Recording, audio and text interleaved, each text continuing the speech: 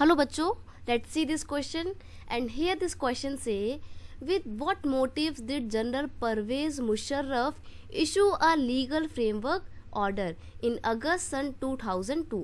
Question में आपसे पूछा है जनरल परवेज मुशर्रफ ने किस मोटिव के साथ अगस्त सन 2002 में लीगल फ्रेमवर्क ऑर्डर को इशू किया था। तो हम यहाँ पे किसकी बात कर रहे हैं? हम बात कर रहे हैं लीगल फ्रेमवर्क ऑर्डर की।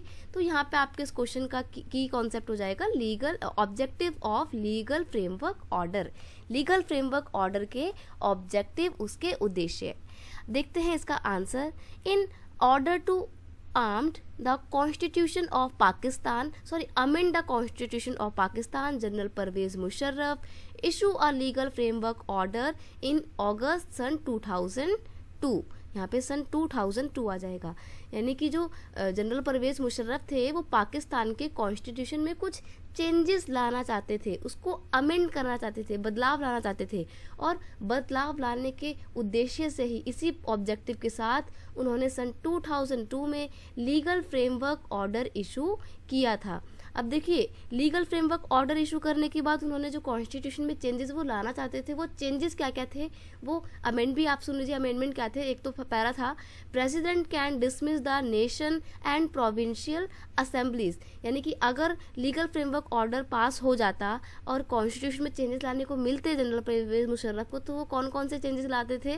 वो चेंज करना चाहते थे कि नेशन गवर्नमेंट हो या फिर प्रोविंशियल असेंबली की गवर्नमेंट हो, प्रेसिडेंट किसी भी गवर्नमेंट को डिसमिस कर सकता है, उनको गिरा सकता है।